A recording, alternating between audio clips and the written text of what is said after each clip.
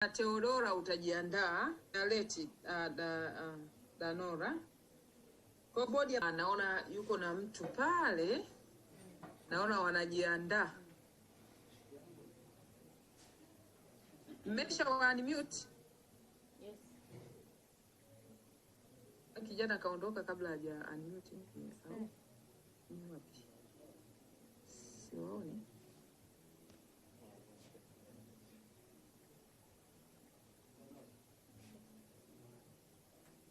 Mmekuwa mahost, kwa hiyo you can go down there uka-unmute na unaweza pia ukashare screen tukaona presentation yenu. Yes.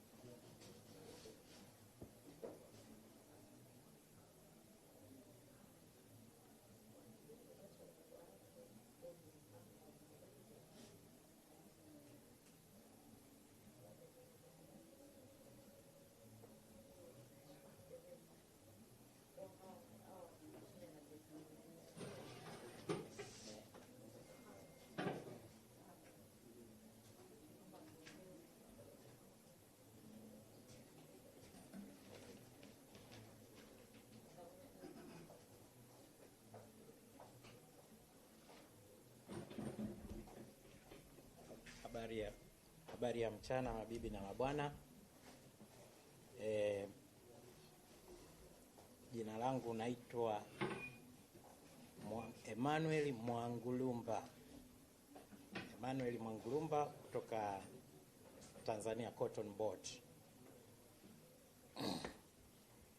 Namshukuru moderator. Presentation itaanza kwa maeneo yanayolima pamba, cotton growing areas.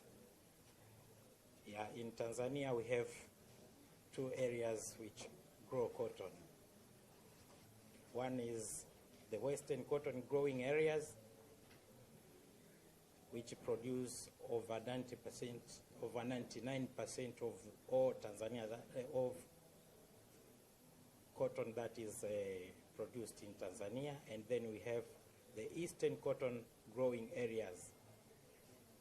Those areas are for where we are expanding to, and they currently produce less than 1% of the total production of cotton in Tanzania. But the moderator tried to introduce the other area in southern Tanzania, in the regions of Mtwara, Lindi, Ruvuma, Njombe, Mbeya, and Songwe. These are under quarantine due to the presence of red bollworm. That is the quarantine pest for cotton. We have digitalized the line of quarantine from Lindi to Ruvuma, Njombe, and Mbeya, Songwe, and Rukwa. The national target is to produce 1.5 million bales in the coming 10 years. But the maximum which we have ever produced is 700,000 barrels. That was during El Nino time on 2005-2006. So the target is twice as much the maximum which we have ever produced. Another thing is I will talk about Tanzania cotton sector in farmers' perspectives. Cotton is an annual crop, and in Tanzania we are in transition between the northern hemisphere and southern hemisphere. That is that the new crop, cotton crop in the world, we are the first to enter in the market if you put aside the stocks.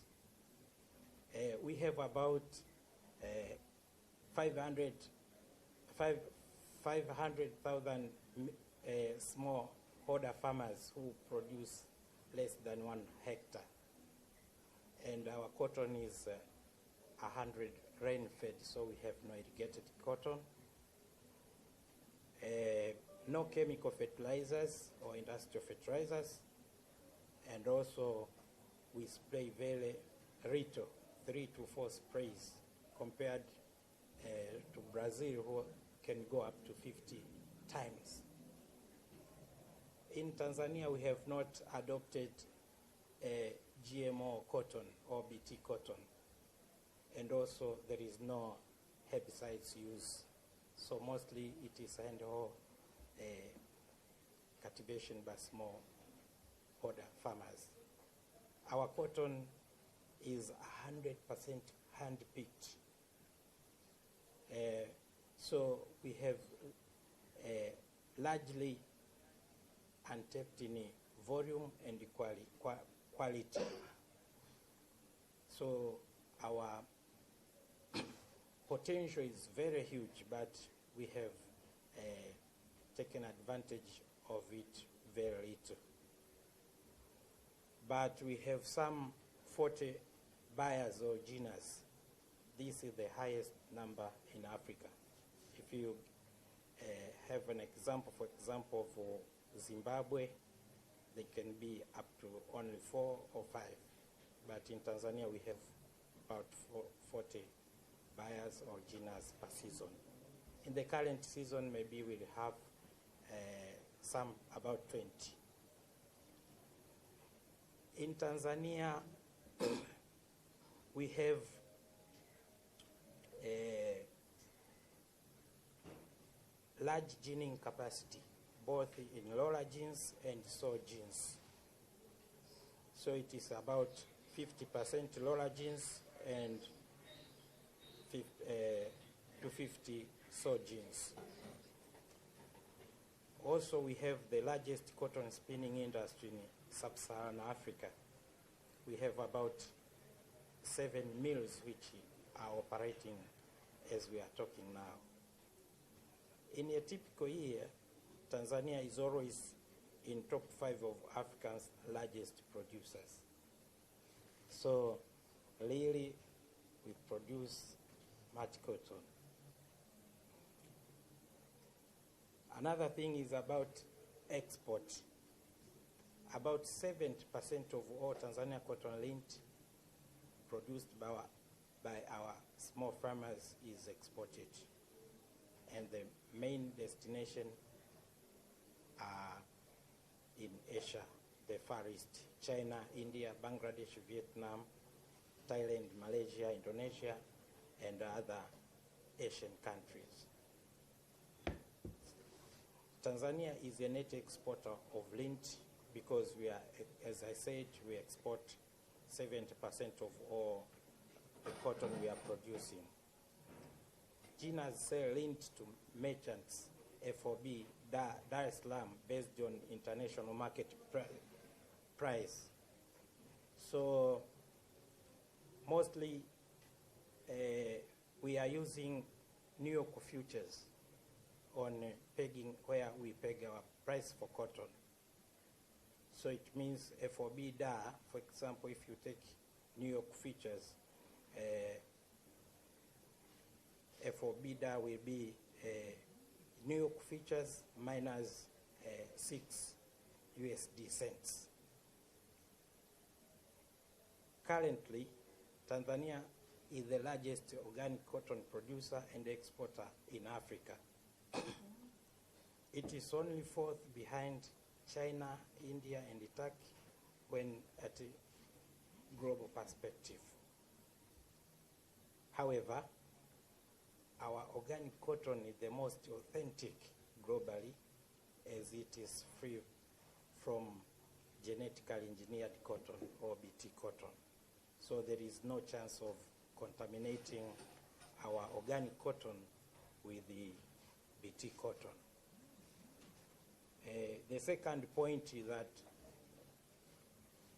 there is low usage of chemicals or industrial chemicals on our cotton because, as I said earlier, we are spraying mostly 3 sprays up to 6 sprays, compared maybe with the Brazil, who can go up to 50 times. So our cotton is pure organic, and it is our niche or our brand.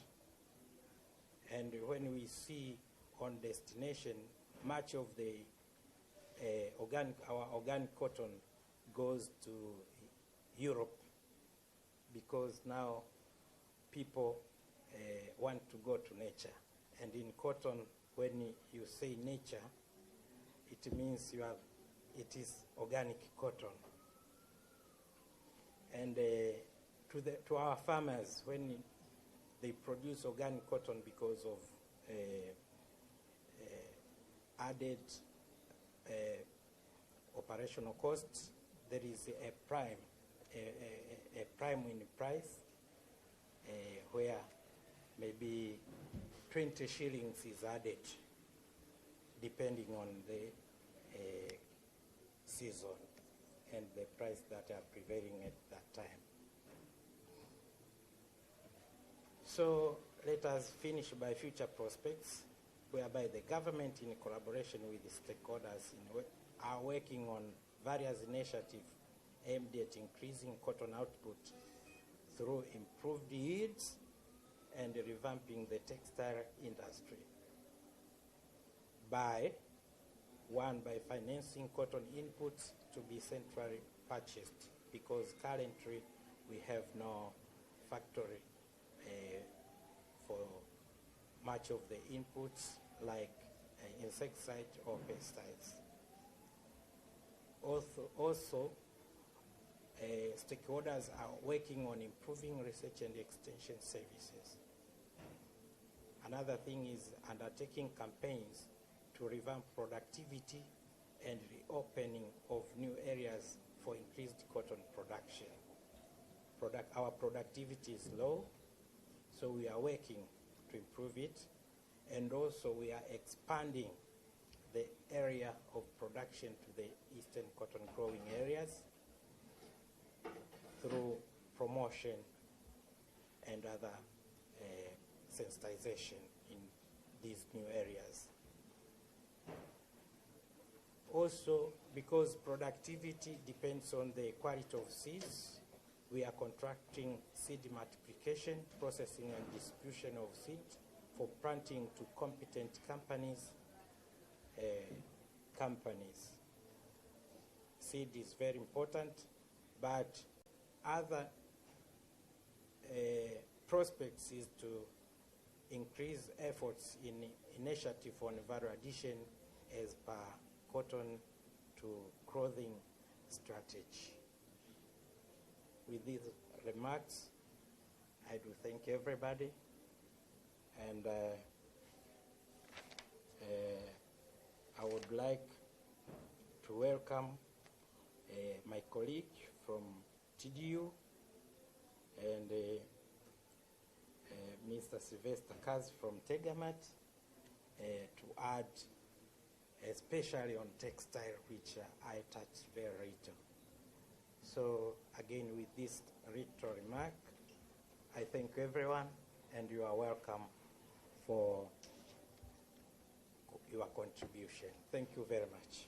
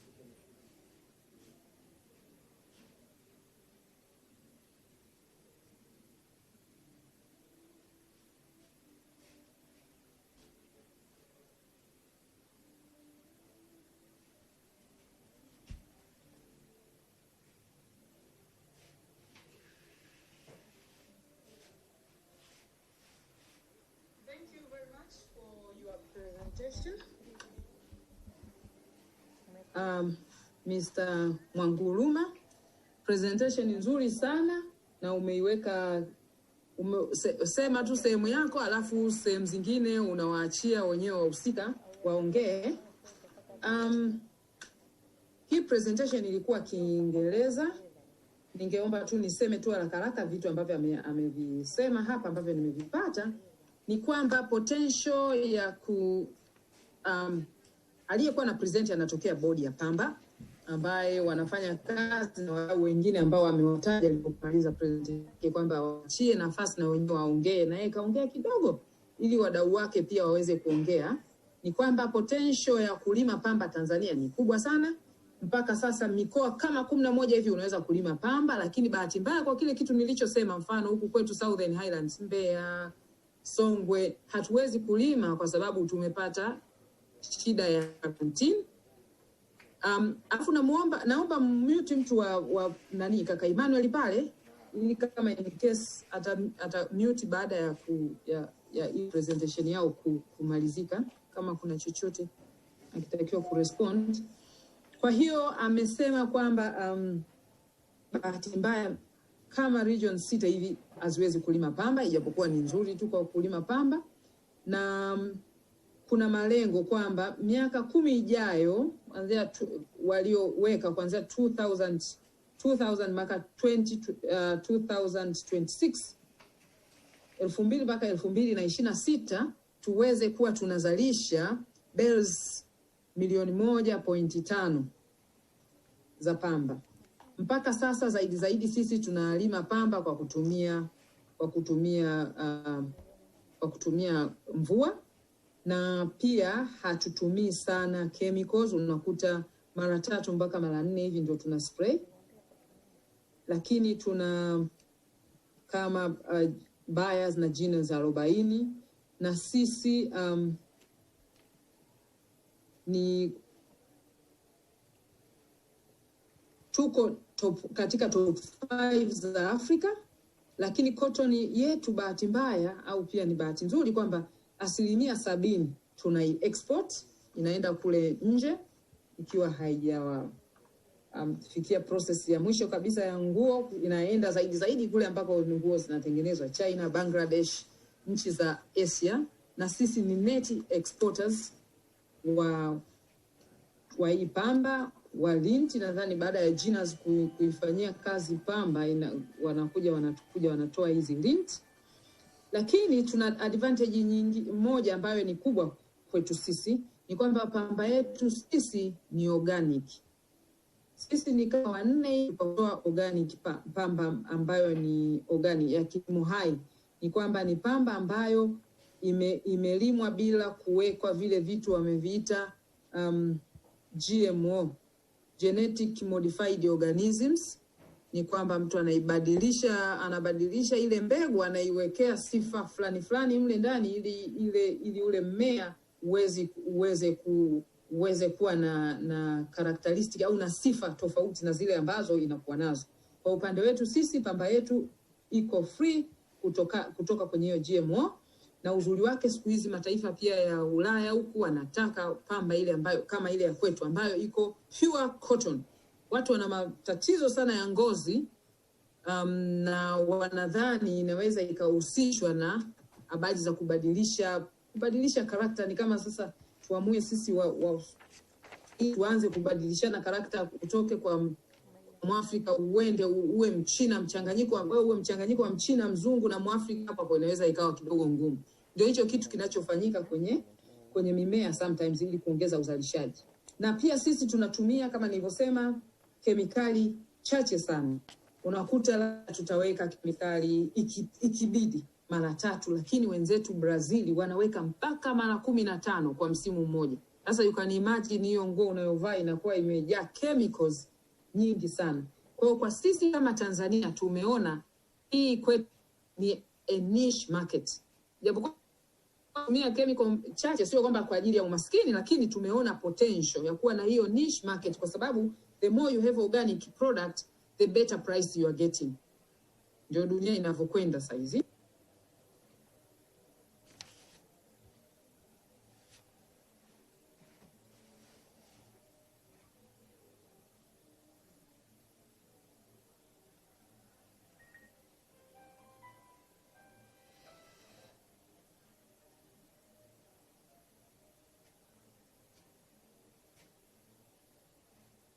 Kulima watazinunua zikiwa centralized. Huo mkakati unataka kutengenezwa. Actually kwa kufanya hivyo pia watakuwa pia wenzetu hao wanaosimamia hili zao watakuwa katika position ku control pia matumizi na ubora wa hizo, kwa sababu sisi bidhaa yetu tunataka iwe nzuri, isiwe na residues za chemicals na vitu kama hivyo. Na pia kuna mkakati mzima ambao unaendelea, lakini nimefurahi sana kusikia kwamba wenzetu wa Pamba wanaweka effort sana katika masuala ya research and development, masuala ya utafiti na maendeleo wa hili zao.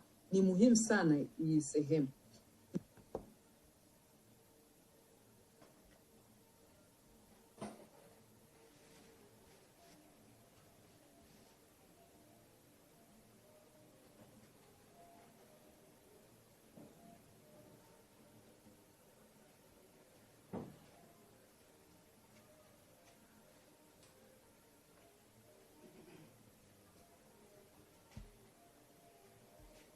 Zalisha na multiply mbegu bora za pamba.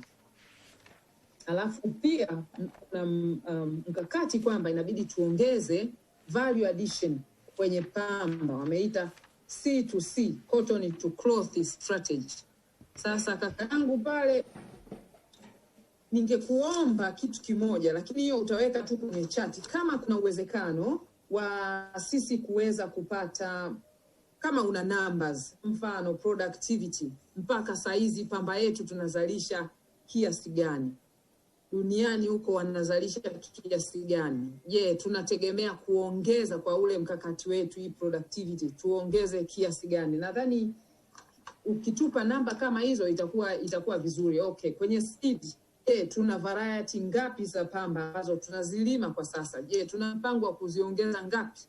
Ya? Hiyo itakuwa pia ni muhimu sana kwetu. Sasa mfano kwenye value addition, je, kuna viwanda, tunategemea tuwe na viwanda kiasi gani kutokea vile tulivyonavyo sasa? Najua hizi information nazo, na kwa sababu hukutaka kutumia muda wako ukataka peke yako, ukataka wadau wako pia waongee, ndio maana hukuzitaja. Najua, nafahamu kwamba zipo. Kwa hiyo ningeomba unaweza ukazijibu kule kwenye chat, au baadaye wakati wa majadiliano utusaidie kuwa na hiyo information tafadhali. Kwa sasa ningeomba nimkaribishe Dr. John France.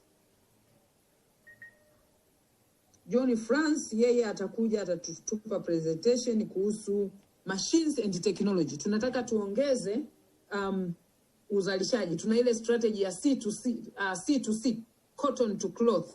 Sasa ili tufike pale tunahitaji kuwa na mashine advanced. Kwa hiyo tuna mwenzetu hapa anaitwa Dr. John France ambaye atatuletea hiyo presentation. Naomba awe unmuted, na naomba secretariat to share hii timetable kwenye chat, sababu watu wanahitaji kuona. Actually sio kwamba nimewasahau watu wa TDU, sio kwamba nimewasahau watu wa Tegamat, mtapresent, lakini huyu mwenzetu ameomba kupresent sasa hizi. Nadhani atakuwa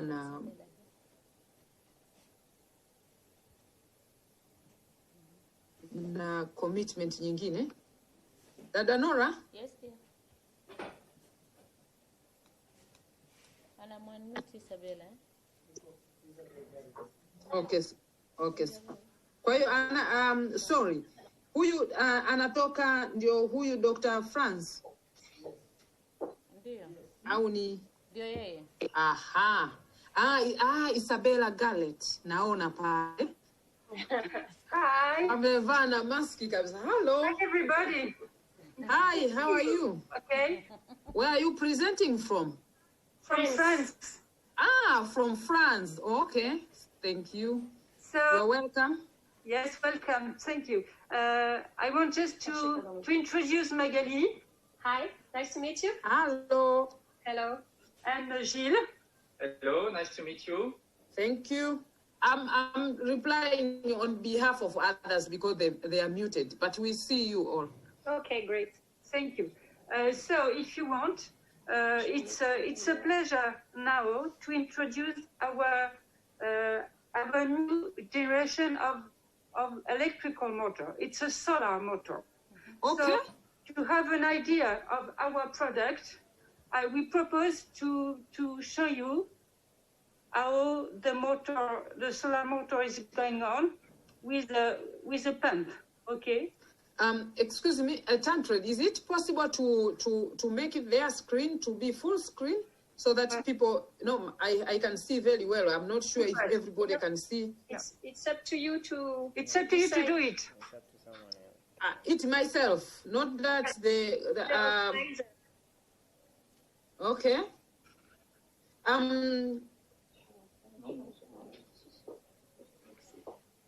Tancred, naweza mkatoa mwongozo hapa ili watu waweze ukitaka kuifanya screen iweze kuonekana kubwa, nenda double tap screen ya huyo mtu anayeongea. Okay, sawa. Yes. Double tap screen ya mtu anayeongea itakupa itamleta kwenye full display pale. Naomba jamani tufanye hivyo ili tuweze double tap, click mara mbili. Vizuri. Sawa.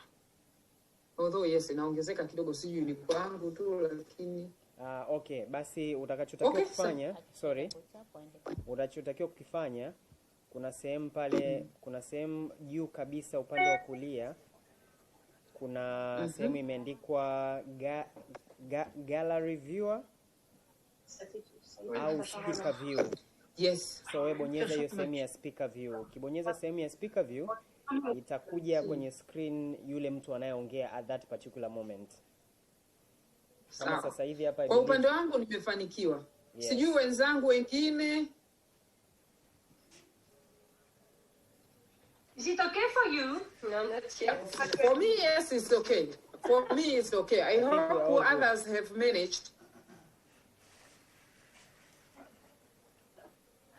Je pense qu'on peut rien faire. No, from our side, we can't do anything.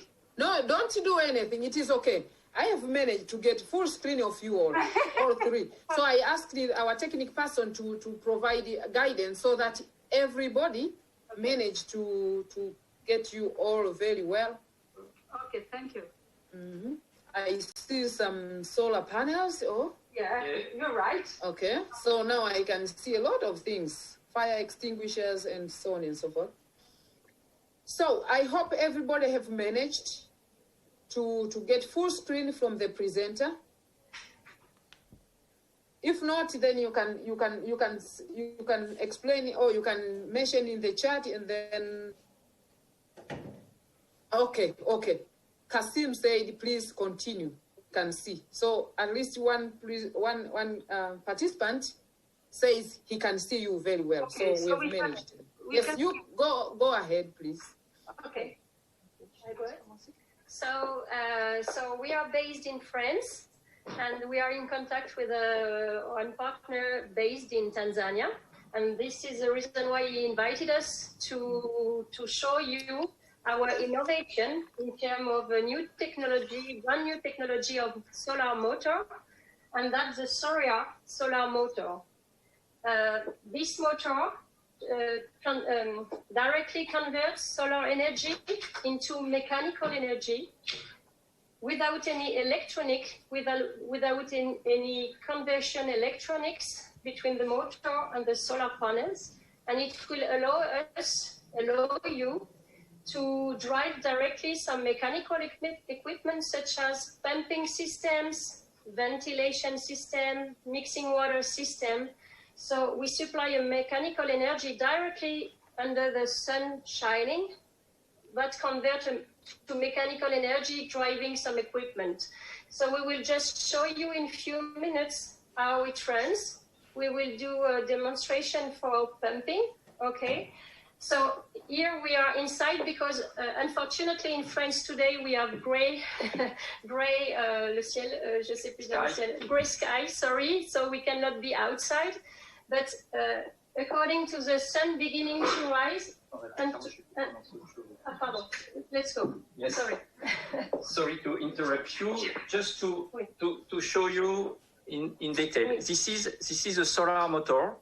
So in fact you have some cells which are including inside the motor.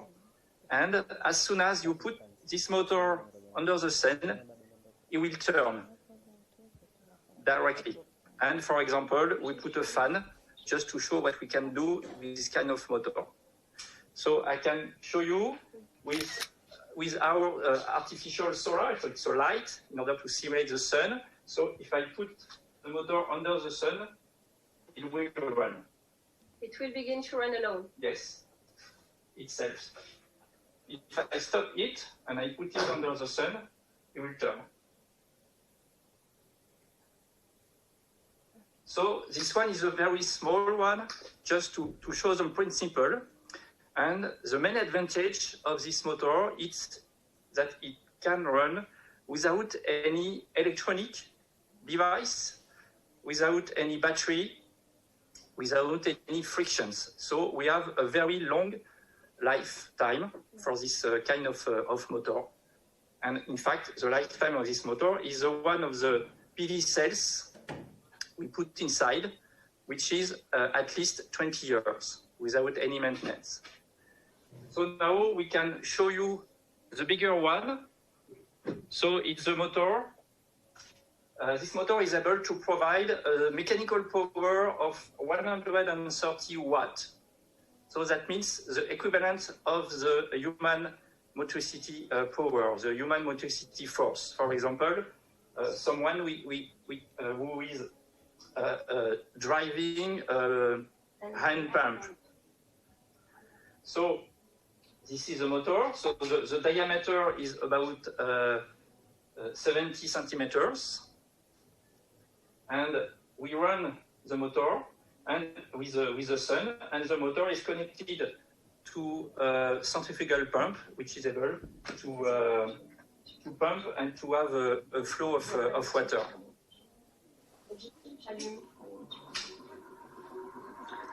So I don't know if you can see something running. Yeah, we see. Okay. Yes, we see something running up in You can just have the pen. And at the bottom, I see the what? the pump, and we have the flow rate for the water. Mm-hmm.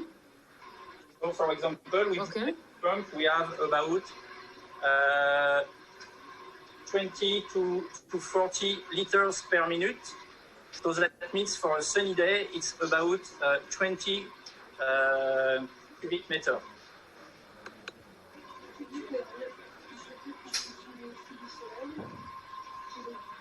Is it clear for you? Have you any question about this presentation?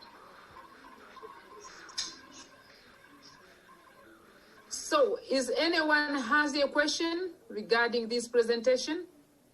So, if you have a question, please use the icon down there where someone is smiling, either this sign or this sign. I'm looking if anyone has a question. So I don't see. We can't see any clearly. response. to sum up, sorry, I don't know your first name to call you. Sorry. My name is Tula Mloge. Tula. Tula. Okay. Yes. Yeah. So just to sum up, so this motor works completely alone with the sun. So you need just some 2 or maximum 3 solar panels to give enough power to drive an equipment. Okay, and it's not solar panels for roof, it's solar panels more like caravaning type of solar panels, smaller panel. And Gilles told you that it was a 20 years maintenance-free motor at least. So you have, when you buy this motor and this complete equipment, you do not have to plan any maintenance on the motor at all. So that's to say no travel, no parts, spare parts expenses, no labor costs, nothing. And we can warranty to you a 10 years warranty if the motor is duly installed with the safety device we propose together with the motor. And you have a complete independent solution for irrigation, ventilation, water oxygenation in basins and so on. And you do not have to plan any maintenance on this motor. And compared with a conventional solution, you have normally electronics converting electricity between the solar panels and the motor.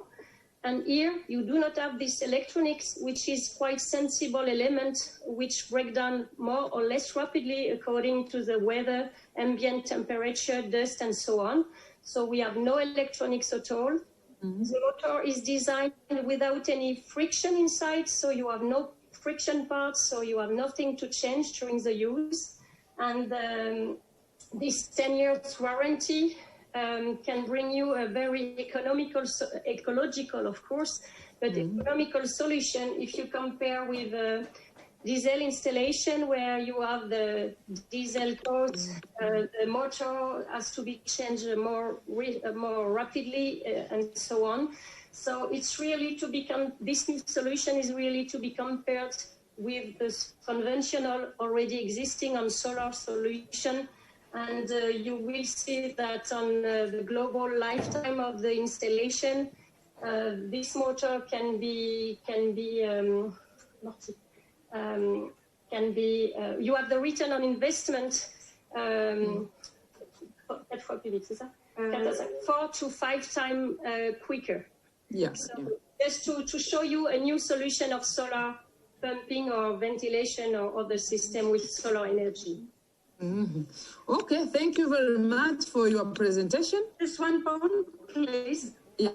This is this solar motor is protected by 5 patents, who are the properties of Surya company. Okay, and we had 6 awards since our creation. So that's I wanted just to say for this innovation.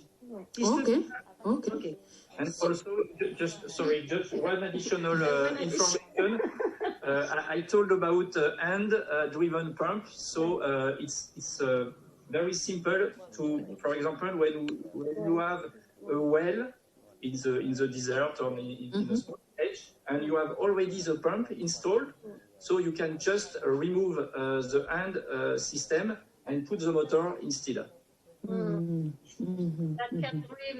That can bring help to population who have to do this manually till now. That could be off-grid solution when you have no network and you don't want to use any diesel or whatever. You can pump from a well, you can pump from river, you can ventilate a 100 square meter room. So this motor allows a lot of application that we are able to study by us with our, Gilles is responsible for R&D, and we can develop with local partners different interfaces between the motor and what you want to drive, and we can work with you to develop the solution as well in Tanzania.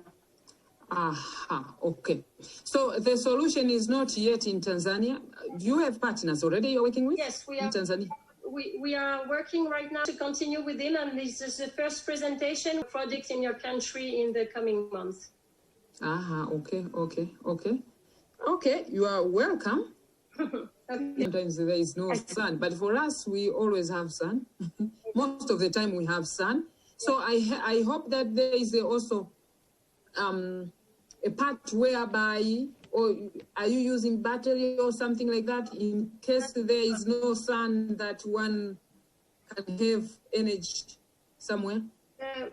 Our volunteer is not to use any battery because we want to be really renewable, and there is no problem with this. But if you are considering pumping, we are working on the complete application when you can store some pumped water pumped all during the day in a tank, and afterwards you use the water as you want. So finally you will pump all the day under the sun, and you can store the water and use it when you want afterwards. It's not a storage of energy, it's a storage of pumped product in case of pumping. Okay. Thank you very much for that explanation. Just imagine that you have a solution running all the day with the sun. So it's not usual that you can consume diesel all the day or and pumping all the day. So that's a really help in terms of... Just to summarize it in Swahili. Oui. And then, yeah. We are there if you need support to explain. So, okay, good. Tuna wenzetu hawa wako Ufaransa, wanapresenti mashine au moto, nadhani inaitwa hivyo moto Kiswahili, kwamba inaweza ikazunguka na kutoa watts 130, na hii unaweza ukaitumia hasa kupampu maji au pia kupampu ventilation. Ya sasa kama wenzetu wale wa Dar es Salaam ambako ni baridi sana, ni joto sana, joto ikizidi hiyo mashine inaweza ikapampu na ukapata ubaridi, na hii mashine inafanya kazi pale jua likiwepo.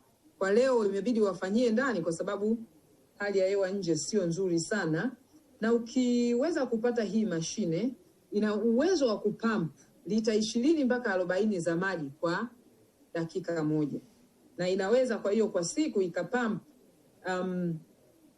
cubic meters za maji, yani maji cubic meters ina maana ni 20,000. Inaweza ikapampu maji lita 20,000 kwa siku, na unatumia solar panel kama 2 au 3 hivi ndogo ndogo, na pia kuna naita after sale services ambazo wanazitoa kwamba unakuwa na free maintenance fee in case inaharibika au chochote. Kwa miaka 20 watakuwa wanakupa hiyo huduma, na pia wanasema kuna warrant, yani kwamba kama ikiharibika within miaka 10 unaweza ukaletewa mpya. Na wamesema wao kama ingekuwa Tanzania, yani TBS imeshawapitisha, na hii unaweza kuitumia sasa sisi wa kilimo kwenye masuala ya irrigation, siku watu wanalala.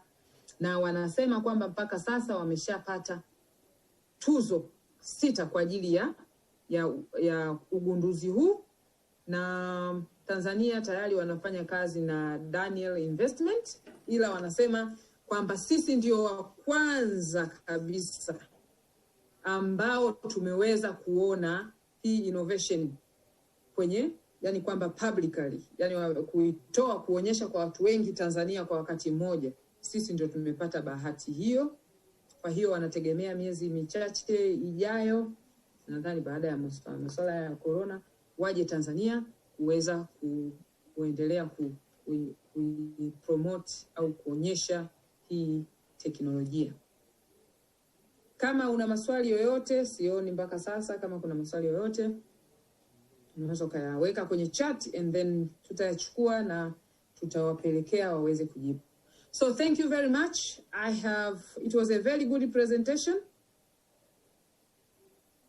a very good innovation, environmental friendly and economically friendly, kwa sababu utumii tena diesel, kwa hiyo unakuta economically mtu unasema. Thank you very much. Yeah. Asante.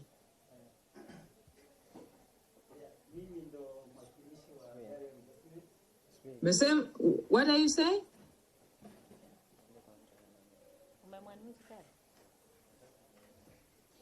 You can can speak. You can speak now. Hold on, Tura. Bado hawajawa.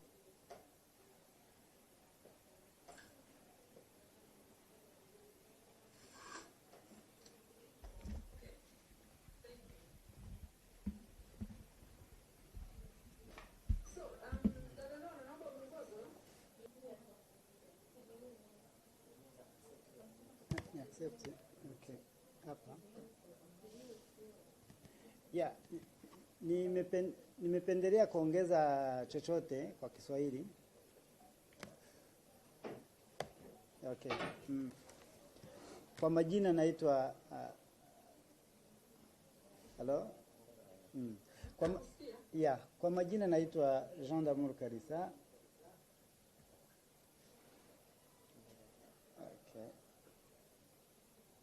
Nilifanya mazungumzo na hii company baada ya kuona hii teknolojia ilivyo nzuri. Kwa hiyo wakakubaliana na sisi Afrika, wakakubali kuanzia Tanzania. Kwa hiyo nilikuwa naomba niongeze kitu kimoja ambacho ulipofanya television ya Kiswahili.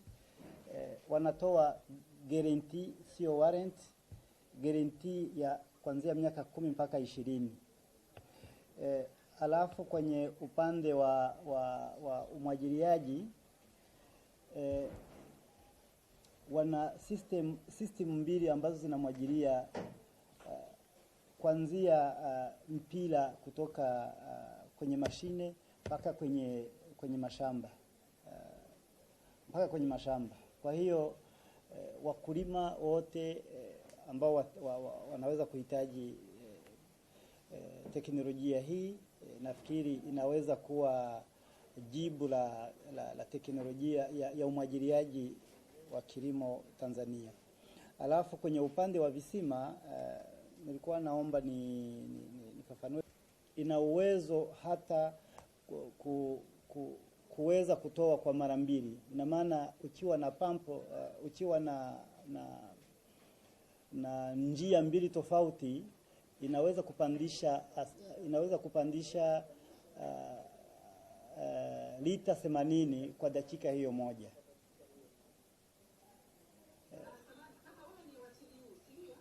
Hapana, mimi ni wa Darion Investment ambaye ndo tuliweza kufanya makubaliano na Surya. Hii company inaitwa Surya. Sisi ndo tuliwaleta hapa Tanzania.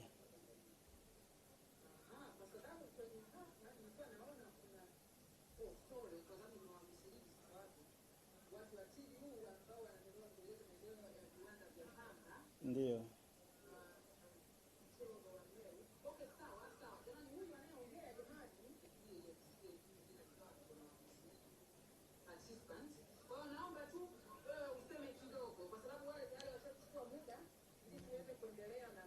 Tayari nimemaliza. Nilitaka tu nifafanue hivyo vitu viwili. Okay.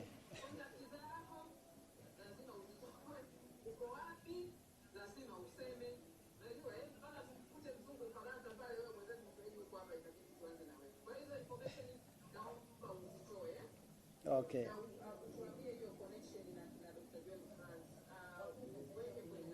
Okay. Okay.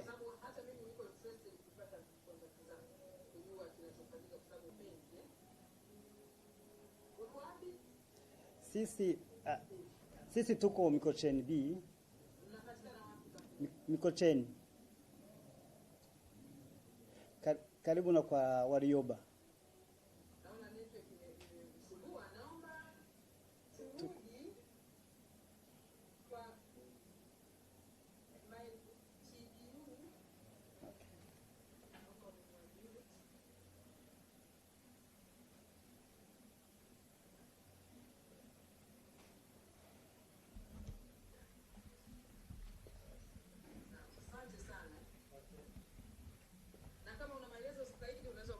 Kule kwenye chat ukatupa maelezo zaidi tafadhali. Okay? Yeah. Habari za saizi? Nzuri kabisa, karibu. Asante. Najaribu kushare screen ila nimekuwa disabled. Lakini nimemtumia mashine. Presentation slides. Tayari na kuenable sasa hivi kama unayo presentation unaweza ukashare. Ni sawa? Ni sawa. Ila naomba usiniweke kwenye video. Naomba niongee bila video. Lakini sawa, tayari. Yes. Okay. Nitakuwa natumia lugha zote mbili, maana naona unapata shida kuja baadaye kutranslate. Okay, sawa. Sawa. Kwanza kabisa naona there's a bit of change of the agenda kwa sababu when Tantred called me, they asked me to speak about activities that we are doing. We are formerly known as TDU, Textiles Development Unit, which is a charitable foundation. Kwa sisi ni wadau wa Ministry of Industry and Trade. We work with them pamoja na other stakeholders. Kwa hiyo I will talk you through activities ambazo tunazifanya kwenye sekta ya textiles and apparel. So why textiles and apparel? Which this sector because we think it's a sector for our Tanzania, and we have a graph here. This was extracted from an industry survey which was conducted by us, apparel factories, and asked them a number of questions, and then tunaiandaa na kuishare kila mwaka. We do this in collaboration with Ministry of Industry and Trade. So I'll talk you through the Gatsby Africa's interventions, which are the activities that we work on with our stakeholders. We have a sister company which is working on the cotton side of things, and the colleague from TCB mentioned some of them, and they work on the cotton sector, but I work on the textiles and apparel sector.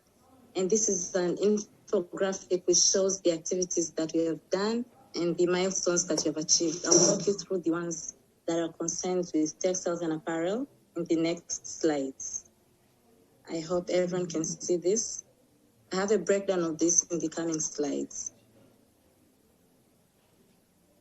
And these are different parts of the value chain, cotton to clothing value chain. So we work from the yarn spinning to weaving and knitting, processing and garmenting. And our sister companies starts from seed to the cotton ginning. So this is one of the activities that we work with, we work in, which is the investment generation.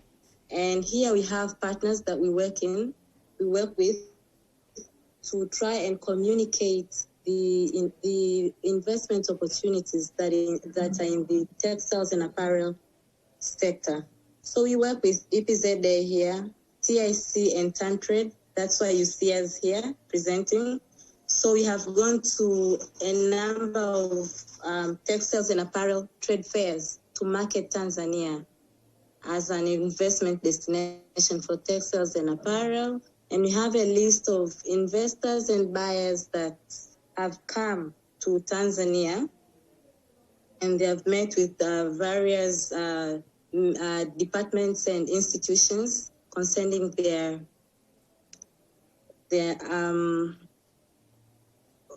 interest in investing in the textiles and apparel sector. And some of them are still here interested. We're just working on some issues that needed to be sorted for them to be investing in Tanzania. So we had a long list, but a list of 100 plus people, but we have narrowed it down to 30 people that we are currently talking with. And whenever we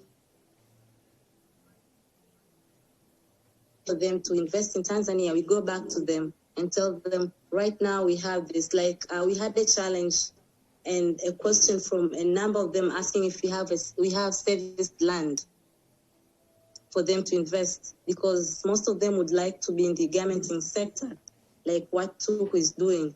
So most of these would require serviced land. So if we don't have enough serviced land for them, then it's very difficult for them to come and invest if you give them just a bare land with no infrastructure. So once we have this in place, we go back to them and tell them we have 1, 2, 3, 4. Are you still interested in investing in Tanzania? So we have contacts of all these, and we are working in collaboration with EPZA, TIC, and TANTRAD on this side of things. And then we work on the skills development and productivity improvement. So one of the challenges that we realized was facing the sector was with skills, required skills for the textiles and apparel sector. So we have universities, we have VETA and the likes, which are offering skills to students, but we came to realize that there's a gap between what is offered in these institutions and what the manufacturers or the industry requires, the skills that the industry requires. So in 2012, took 8 lecturers from the University of Dar es Salaam to go and be trained on textiles engineering and textiles and design in University of Manchester, so that they can come back to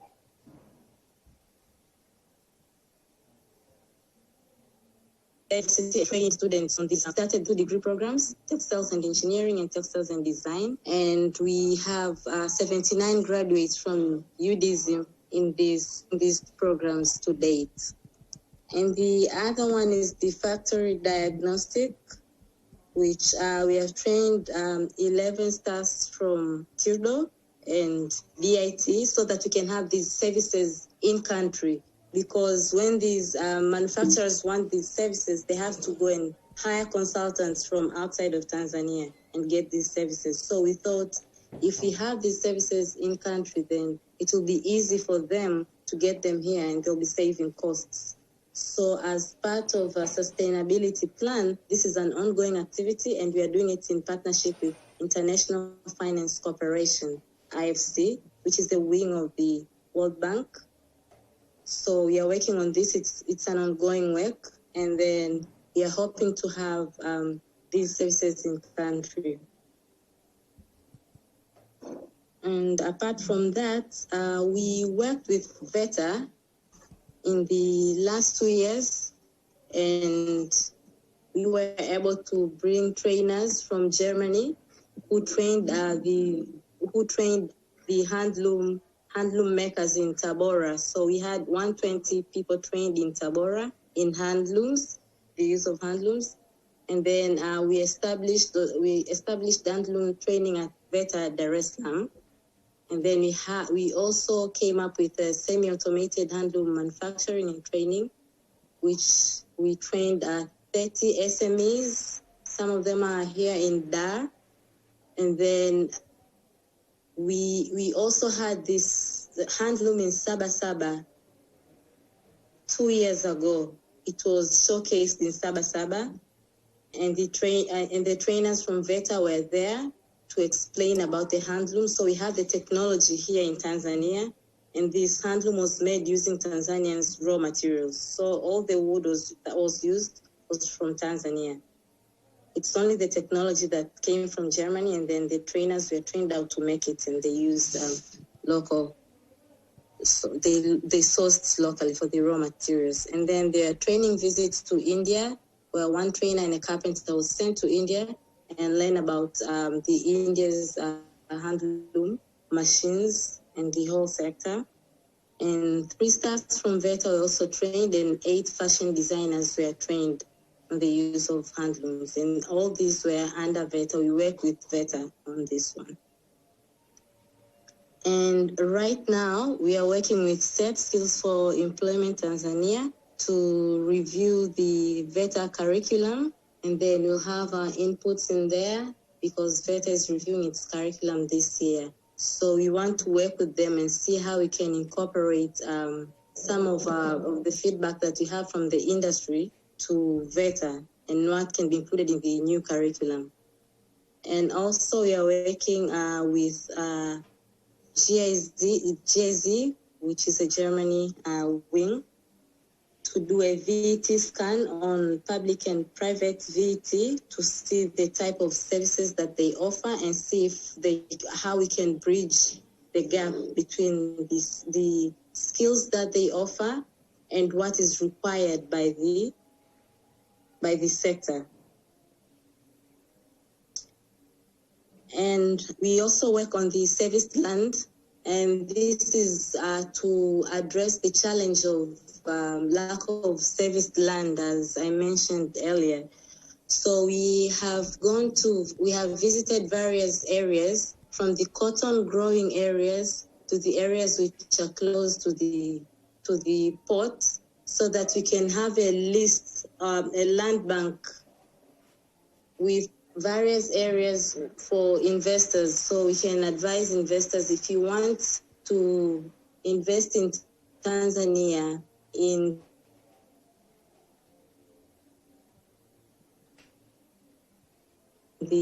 this part of the valley grown, and we have these areas where you can invest. And if you are in the last part of the value chain, which is garmenting, it's good for you if you can invest in areas which are very close to the port, so the coast area. And we are working on this report, and it will be shared with all our stakeholders so that we can use it as a promotion material. Thank you. So that's an overview of the activities that Gatsby Africa is working on, the textiles and apparel, together with the stakeholders. Thank you.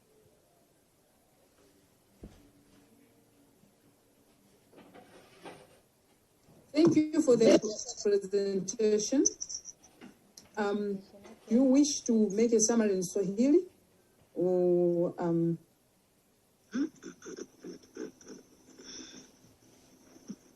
Theodora? Yeah, a summary in Swahili. Okay. Kwa ufupi, sisi ni shirika ambalo ni la maendeleo, na tunafanya kazi pamoja na wadau mbalimbali. Mdau wetu mkuu ni Wizara ya Viwanda na Biashara. Kwa hiyo tunafanya zaidi kwenye mambo ya viwanda vya nguo pamoja na mavazi. Na mdau wetu mmoja ambaye nimesahau kumtaja ni Tegemat, ambaye yeye ni representative ya hivi viwanda vya nguo na mavazi. Kwa hiyo tunafanya survey kila mwaka kutaka kujua changamoto ambazo hivi viwanda vinapata, na pia kujua fursa ziko wapi, ili kuweza kwenda kushauri serikali inatakiwa kufanya nini kwa ajili ya kusaidia sekta na kuifanya ikue. Na pia kuna baadhi ya vitu ambavyo tunafanya kazi na wadau wetu. Ya kwanza ni kwenye mambo ya kuleta uwekezaji katika hii sekta ya nguo na mavazi, na tunafanya kazi hapa pamoja na EPZA, Untrade pamoja na TIC, kwa sababu hawa ndio wale ambao wamepewa mamlaka ya kwenda kutangaza fursa ambazo ziko katika nchi, na katika sekta hii tunafanya nao kazi. Na tumetembea nao katika nchi mbalimbali kwenda kuongelea fursa ambazo ziko kwenye viwanda, kwenye sekta ya mavazi na mavazi pamoja na hawa wadau wetu. Tukaweza kuja na list ya watu ambao walikuwa wameonyesha nia ya kuja kuwekeza, lakini pia wakaingia Tanzania, lakini kuna changamoto ambazo bado zipo ambazo zimewakwamisha, na pamoja na wadau wetu tunazifanyia kazi. Tunao mawasiliano nayo. Tukiwa tumesha solve baadhi ya vitu, tunarudi kwao na kuuliza kama bado wanahitaji kuja kuwekeza Tanzania. Na kazi nyingine ambayo tunafanya ni kwenye upande wa skills. Kwenye upande wa skills, what is skills in Swahili? Mafunzo. Kwa hiyo tumekuja kugundua kwamba mafunzo ambayo yanatolewa na wataalamu ambao wanahitajika kwenye hivi viwanda, kuna gap. unakuta kwamba watu wengi wanakuwa wametoka kwenye vyuo lakini na colleges hizi, lakini hawana ile skill ambayo inahitajika kwenye viwanda. Kwa kuona hivi, tukaona tuanzishe program kwenye chuo cha Dar es Salaam, program ambazo zinaendana na haya mafunzo ambayo yanahitajika kwenye hivi viwanda. Na mpaka sasa hivi kuna wanafunzi 79 ambao wametoka kwenye hizo program mbili. Lakini pia kabla program hazijaanzishwa, tulipeleka walimu 8 kutoka University of Dar es Salaam kwenda kusomea hizi course ili waweze kuja kufundisha wanafunzi hapa. Na pia kuna kazi nyingine ambayo tunafanya ni service ambayo inahitajika na viwanda hapa. Mambo ya factor diagnostic for productivity. Katika kuongeza productivity, kuongeza hichi Kiswahili chake kitanishinda. Ongeza tija. Productivity ni tija. Ongeza tija katika viwanda vyao na kuhakikisha kwamba wanatumia mashine zao na watu wao katika uwezo wao wa mwisho kabisa. Tukaleta hii factor diagnostic. Kiswahili, Mr. Kazi, Kiswahili cha hii kama unaweza naomba nisaidie. In short ya hapa mnachosema ni kwamba mlifanya utafiti wa kuangalia ni vipi viwanda vinaweza vikaongeza tija ya uzalishaji. Mfano mtu wa kakaangu kutoka bodi ya Pamba amesema almost Pamba yote sisi ni net exporter, tunaipeleka nje ikiwa haijafanyiwa nini, haijaongezwa thamani, haijachakatwa. Na ndio sababu wakachukuliwa watu Tildo, nadhani mnafahamu Tanzania ni shirika la viwanda na research lakini sana ya viwanda na watu wa DIT, Dar es Salaam Institute of Technology. Kwa wakachukuliwa wafanyakazi 11 waende wakafanyiwe mafunzo ili kupitia mafunzo hayo wakaielewe ile dhana na teknolojia behind uzalishaji wa nguo. Ndio hiyo textile, mambo ya textile, kutoka ule mkakati wetu wa C to C, wa cotton to cloth. Mkakati wetu kutoka kwenye pamba tuende tukatengeneze nguo. Unajua hizi habari huwa mnakuwa nazo afu hazitoki. Nashukuru kwamba umezileta kwamba behind the scene kuna vitu vinavyofanyika ili tuweze kuwa na hizo teknolojia za kutengeneza nguo na vitu kama hivyo. Kwa hiyo walienda kufanya hiyo ili tujue tunahitaji elimu gani au teknolojia gani hatuna ambayo tunahitaji kuipata ili tuweze kuongeza uzalishaji wa nguo. Pamba tunayo, sasa uzalishaji wa nguo nchini. Haya Teodola, asante. Na hii teknolojia ibakie nchini pia. Tuwe nayo. Yeah. Sio siku 11 si wa Tanzania hawa Ni wa Tanzania kutoka Tildo na DIT. Kwa hiyo wa Tanzania wawe na hiyo teknolojia. Yeah. Alafu pia tumefanya kazi pia na VETA kwenye mambo ya handloom. Handloom ni ile mashine ya mbao ambayo inatengeneza vikoi. Kwa tumeleta watu kutoka Ujerumani wakaja wakafundisha trainers, watu ambao wanafundisha hapa, watu wa VETA, wale walimu wa VETA wakafundisha teknolojia mpya za hizi handloom ili teknolojia pia ibakie hapa nchini. Na pia wakaweza kutengeneza mashine ya handloom ambayo si nzito kama zile ambazo tumezoea kuziona kule Tabora. Hicho kidogo iko portable na imepunguzwa vitu. Kwa hiyo pia walitumia mbao za kutoka hapa nchini kutengeneza hiyo mashine, na hiyo mashine ilikuwepo Sabasaba mwaka juzi. Pia tunafanya kazi na VETA kama nilivyosema, wana review curriculum yao. Kwa hiyo tunataka tuingize vitu ambavyo tunaona vinahitajika katika hii sekta ili VETA watakapoenda kutengeneza nani yao mpya, curriculum yao mpya, waweze kuingiza vitu ambavyo vinahitajika katika sekta ambavyo yani vinaendana na mazingira ya sasa hivi. Pamoja na VETA pia tunafanya kazi na hizi VT nyingine ambazo ni za private kama Don Bosco na wengine, katika hiyo kuleta hizi skills ambazo zinahitajika humu ndani.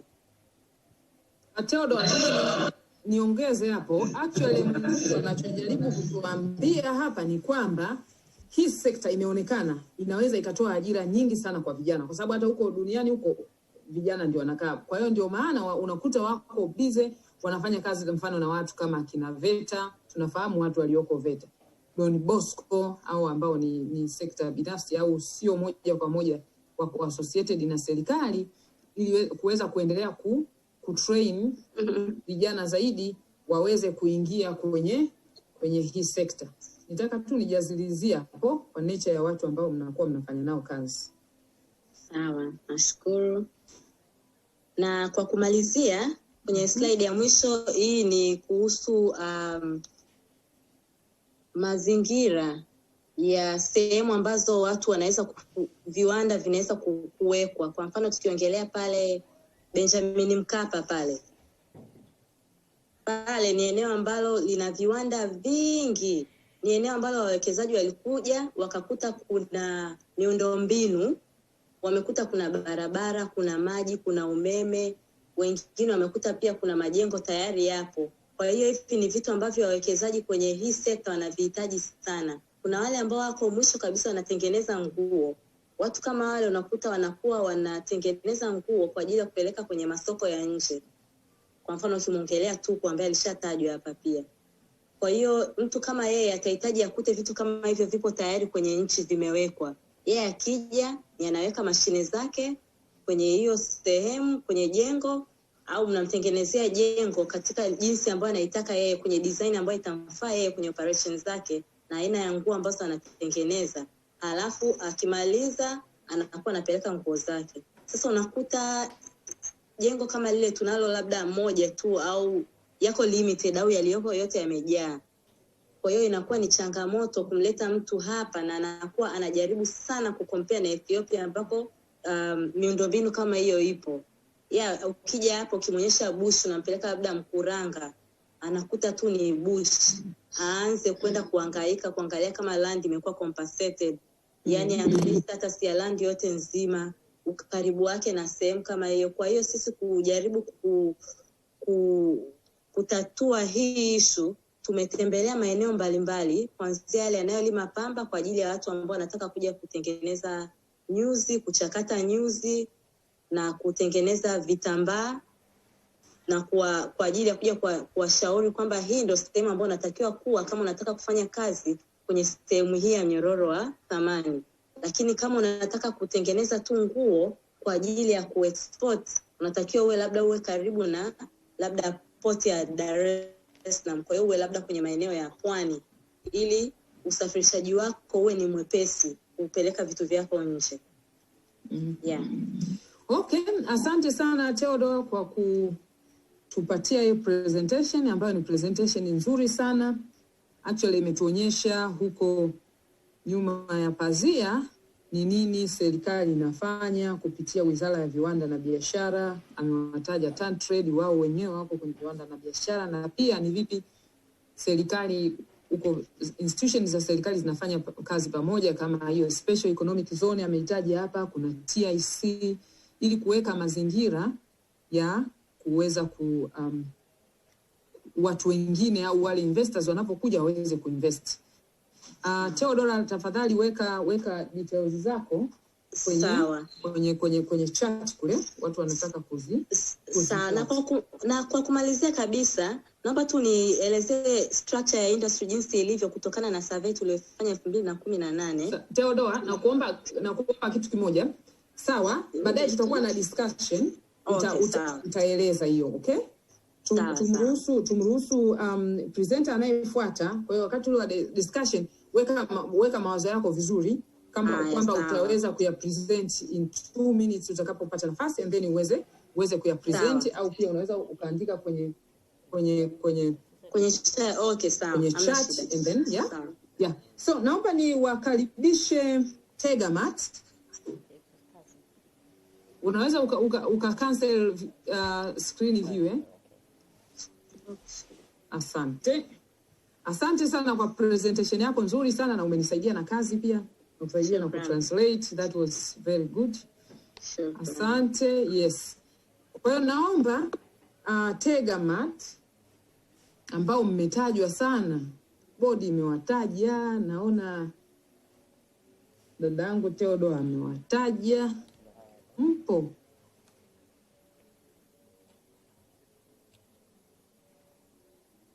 Ndio hawa A to Z au ni wengine?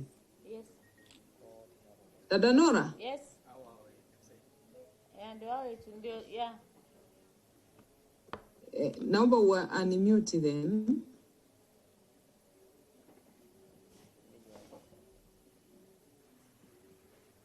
Nafikiri ni yeye sasa.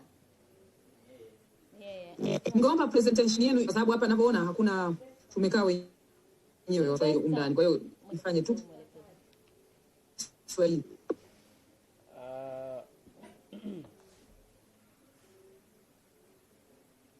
Sylvester na unmute, lakini naomba uaccept unmute huko kwako. Huku tayari tumekupa access, tumesha kutumia request ya unmute, kwa hiyo unaweza unmute huko kwako.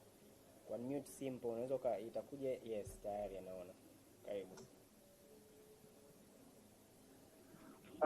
Asanteni sana wadau, dada Tula na wadau wengine wote kama tulio kwenye kikao hiki. Actually mwakilishi wetu ni katibu mkuu wa TEGAMAT Mr. Zuku, ambaye yeye anapatikana kwenye ile Galaxy 30 A30. Ile ni simu yake.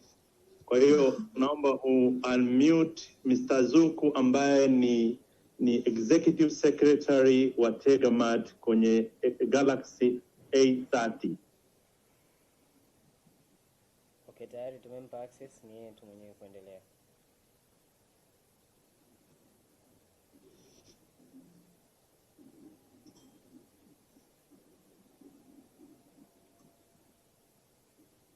Huko atakuwa anawasikia. Labda atakuwa unmute. Amepewa access aweze kuwa unmute mwenyewe. Sasa yupo. Karibu. Hello. Mr. Tunakusikia vizuri kabisa. Habari za jioni. Nzuri. Mimi naitwa Adam Zuku kama alivyozungumza Mr. Kazi ambaye ni Vice President wa TEGAMAT. Na shukuru sana kwa Tantrade kutupa nafasi hii tuweze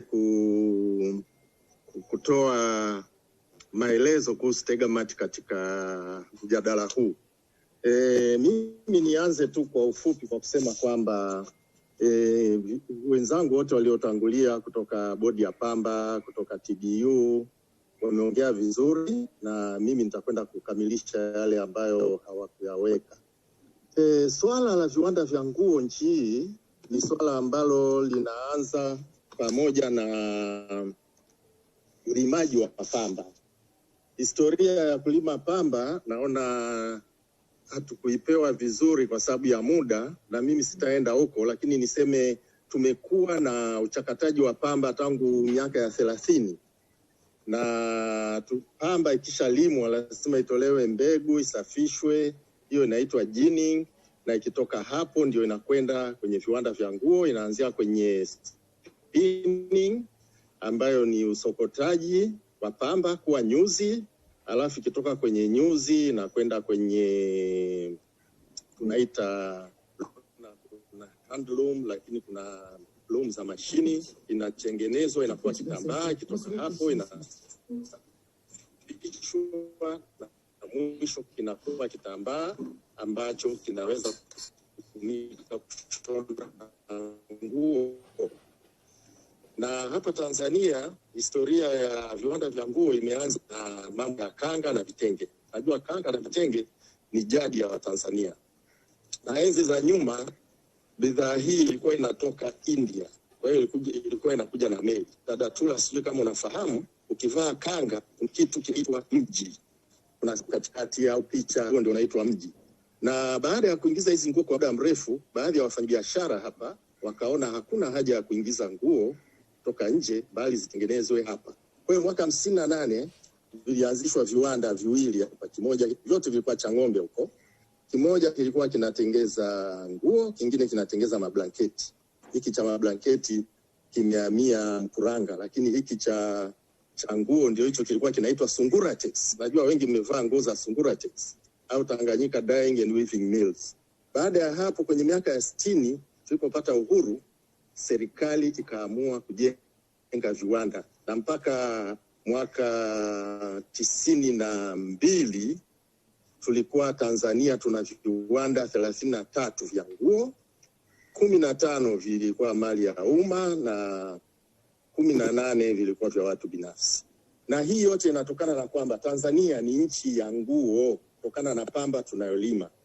Niongeze kitu ambacho ndugu Mwangulumba hakujidai nacho, mimi nijidai nacho. Pamba yetu ni pamba nzuri sana, inatafutwa duniani. Tunaita kwamba ile urefu wa nyuzi zetu zile fiber length yetu inaitwa middle range kwenye milimita kama 28. Watengezaji wa nguo dunia nzima kienda wanachukua pamba yetu wanachanganya na pamba zingine zile fupi na hata zile refu ili kuweza kutoa kitambaa ambacho ni quality ya hali ya juu.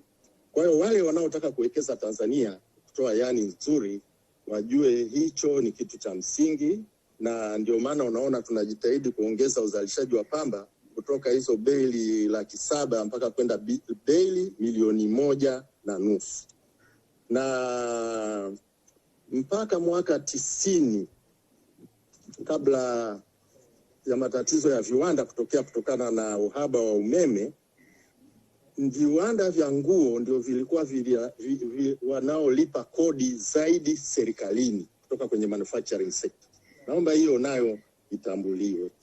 Baada ya miaka ya 90 tulipoanza kupata matatizo ya kupata umeme, mwaka 91 maji yaliisha kule Mtera na maeneo mengine, kwa hiyo viwanda vikashindwa kufanya kazi. Nieleze hapa kwamba viwanda vya nguo ni katika viwanda ambavyo vinatumia umeme sana, hasa eneo la ufumaji, yani spin. Tuna kazi kwa kutumia gesi, na tuna mradi mkubwa ambao ni Mwalimu Nyerere Dam, mawe yale ambayo yalikauka miaka ya 90 sasa hivi yamejaa mpaka maji yanamwagwa. Kwa hiyo swala la umeme niseme kwamba sasa hivi sio issue kubwa ambayo inatusumbua kwenye viwanda vya nguo ni ushindani usio wa haki. Nikisema ushindani nazungumzia soko la ndani. Wengi mnajua mkienda Kariakoo pale mnaona nguo zimetoka China, zimetoka India, zimetoka wapi. Tatizo letu sio nguo kutoka China. Tatizo letu ni nguo inayotoka China iuzwe kwa bei stahiki kutoka China, sio iuzwe kwa bei ya nguo inayotengezwa Mwati. Nafikiri wale ambao wanajua biashara wananielewa. Nguo nyingi hizi zinapoingia nchini haziingii vizuri, kwa maana kwamba hazilipi kodi stahiki. Na ndio maana kama mmefuatia budget ya mwaka huu, Mheshimiwa Waziri wa Fedha ndugu Mpango amesema na akasisitiza kitenge kutoka nje kuanzia sasa kitathaminiwa kwa $1 kwa mita kinapotoka nje. Na hili ni muhimu kwa sababu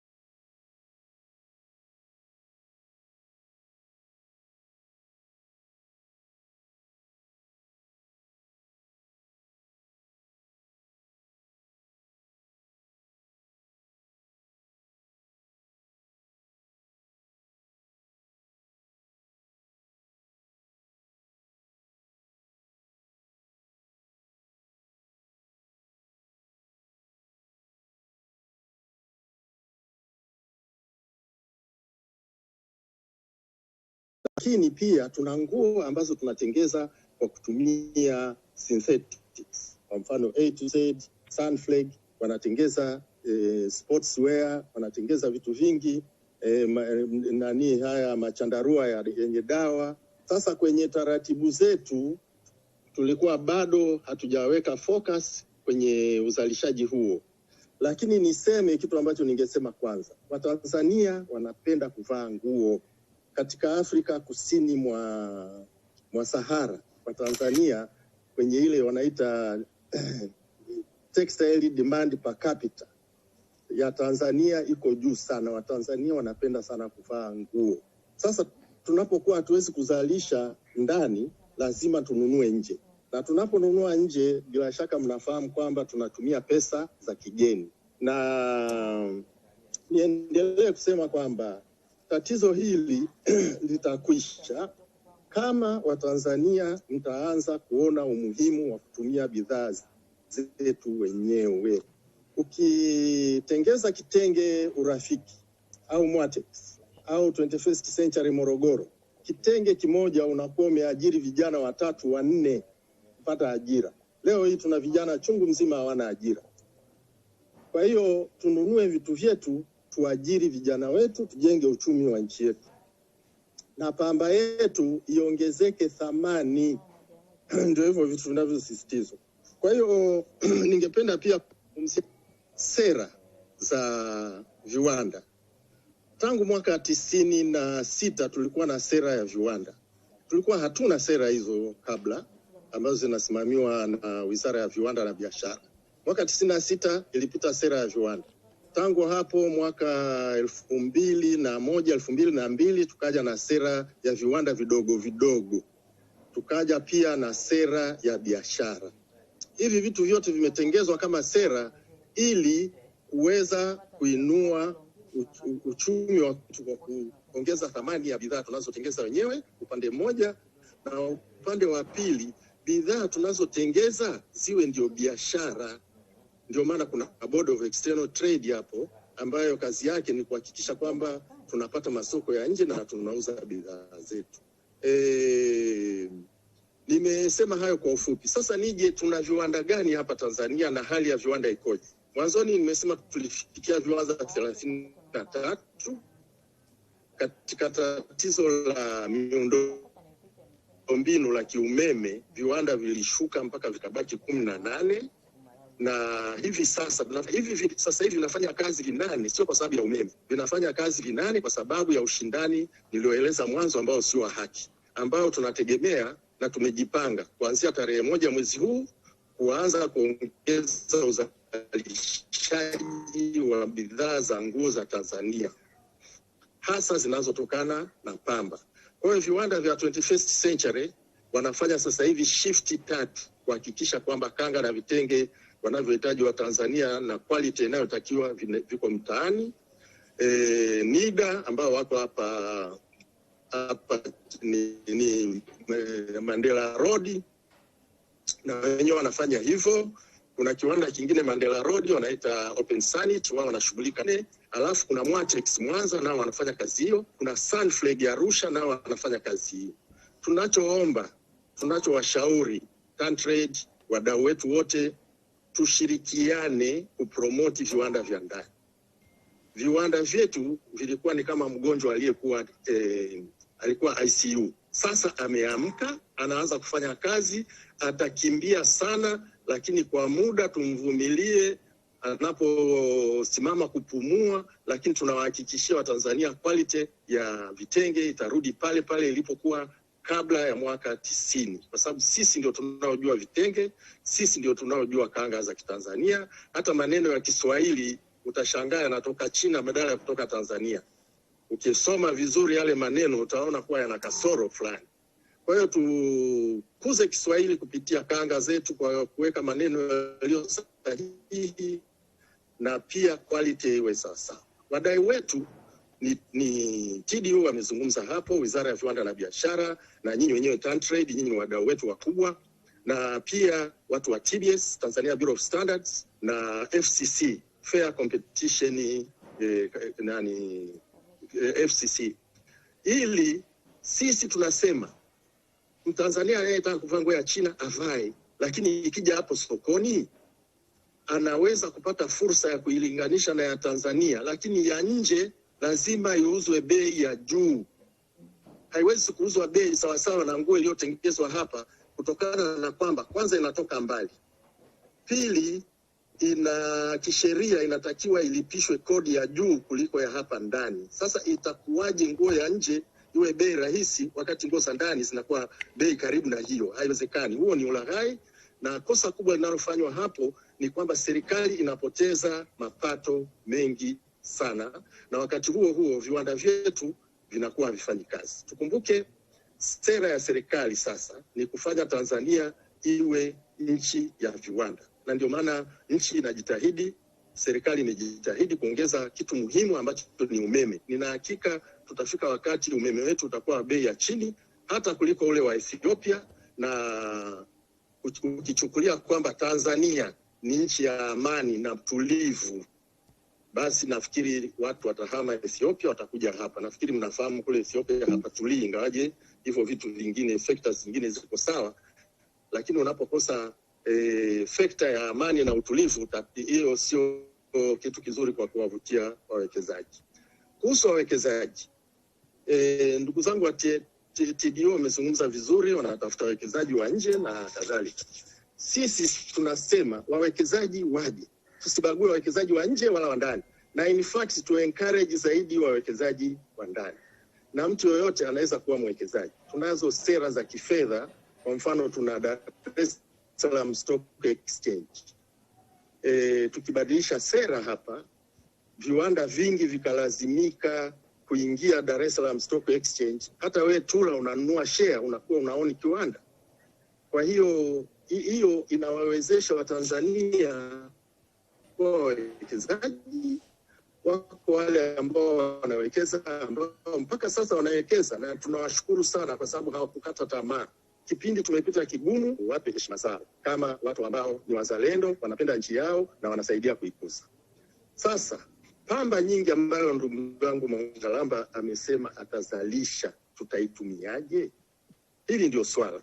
Kwa hiyo pamoja na viwanda ambavyo vinafanya kazi kuongeza capacity utilization, pia tunaomba Watanzania wawe wabunifu, hasa wale sehemu ambazo wanalima pamba, kwenye kupitia ushirika waungane, waanze kuangalia uwezekano wao wenyewe kuwa na viwanda, kuanzia ginning, alafu kwenda spinning na kadhalika na kadhalika. Haya yote kwa mtazamo ya sasa hivi na sera za serikali zilizopo, hasa hii ambayo nimezungumza ya Dar es Salaam Stock Exchange, mnaweza kupata mitaji hapa nchini kwa njia rahisi. Of course na mabenki yapo na yangependa sana kusaidia kwenye hili. Sasa nimalizie, manake naogopa muda usije ukanikatisha Tula, ingawaje naona hawezi mkali sana kwenye time keeping. Ni hivi, katika budget ya mwaka huu, sisi upande wa viwanda vya nguo na mavazi, tunaishukuru sana serikali. Kwa mara ya kwanza katika miaka 15 tumekuwa tunaomba iangalie hili swala la nguo zinazotoka nje. Zikiingia ndani zilipe kodi stahiki. Wakilipa kodi stahiki, kwa sababu sisi tuko ndani na tunapendelewa, hatuwezi kuwa na bei moja. Wao lazima bei zao ziwe juu. Hilo ni swala muhimu na litawasaidia Watanzania wenye uwezo wa kununua vitu vya nje wanunue. Manake hata hapa kuna mtu anaweza kaendesha Volkswagen, mwingine akaendesha Mercedes Benz, hakuna tatizo. Lakini wengi wangependa kuendesha Volkswagen kufuatana na uwezo wao. Kwa hiyo hilo liwe wazi.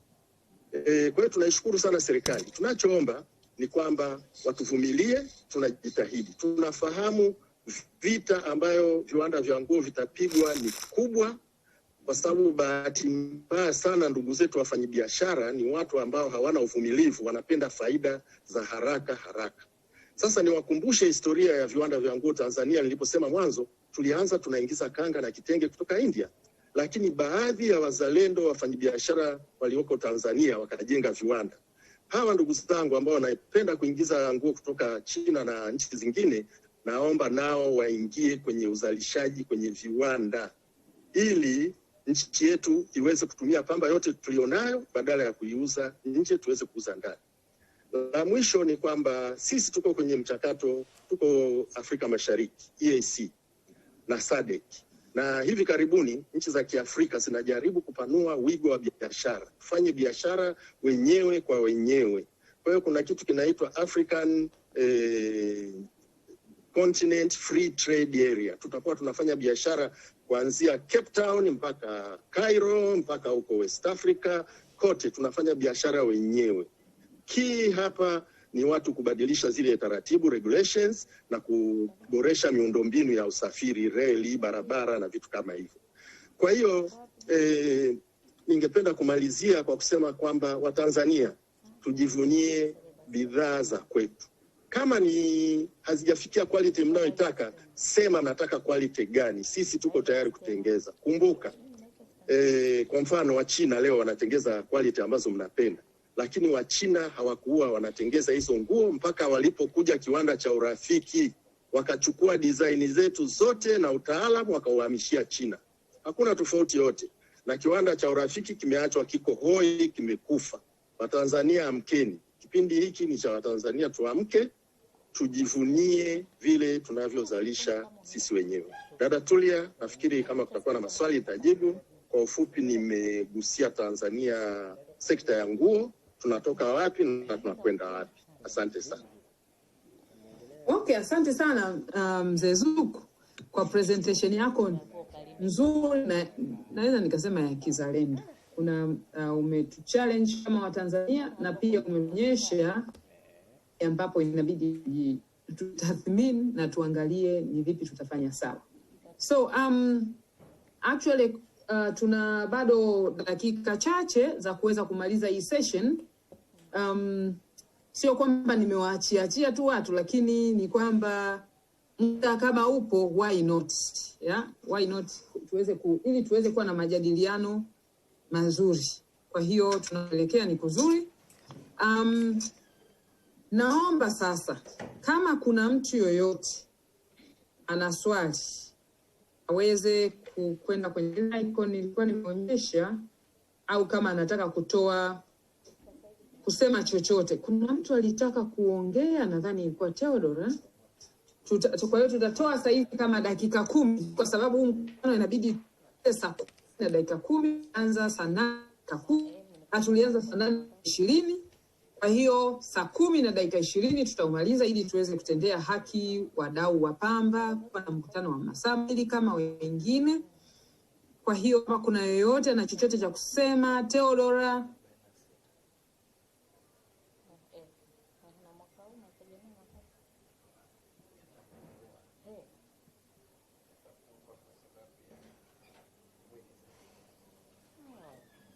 Au una cha kuongeza kama mzee wetu labda kuna vitu ameviacha, unaweza pia ukaongeza. Na kaka yangu kutoka bodi ya Pamba pale na kuona unafuatilia kwa makini kweli, na wewe unaweza ukaongeza chochote.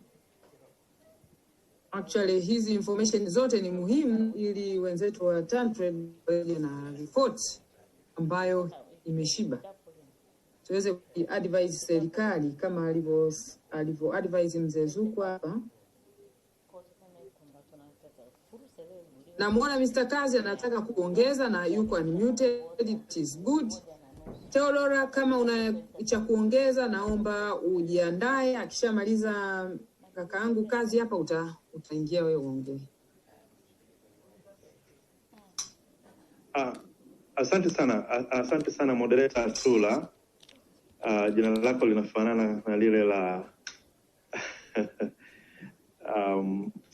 makamu wa speaker Mheshimiwa Tulia. Kwa hiyo nalia bana, next time tunaweza tukakuombea.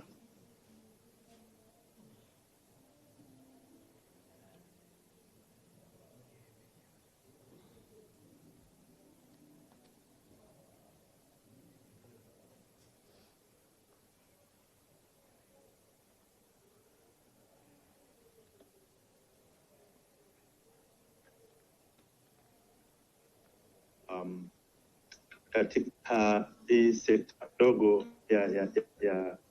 ya nguo na mavazi, nilitaka tu kuongeza kuna kitu dada Theodora aligusia kwa haraka, na pia nimpongeze alivyotupitisha katika ile sekta ya pamba.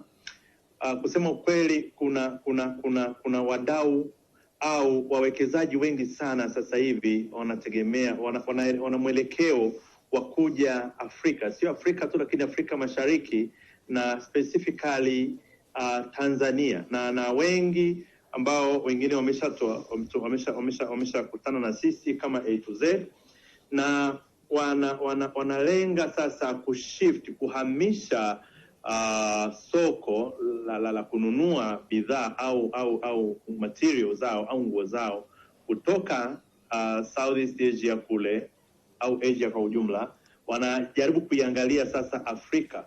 Kuna kitu cha msingi sana ambacho dada Dora amekitaja pale, na hiki kweli lazima tukifanyie kazi na tuiombe serikali kwa namna yoyote ile tuende sasa tukatekeleze. Kuna hii industrial parks. Industrial park kwa upande wa viwanda vya nguo kwa sasa hivi ni muhimu sana. Ule utaratibu wa zamani ambapo ulikuwa unakuta kwamba kiwanda kimoja kimesimama, kwa maana ya kwamba tunaita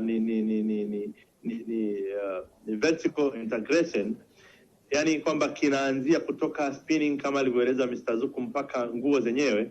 Spinning ana dedicate biashara yake kwenye spinning, atatengeneza spinning, ata-invest kwenye spinning, ana nyuzi zile atawauzia watu ambao wanafanya knitting au weaving.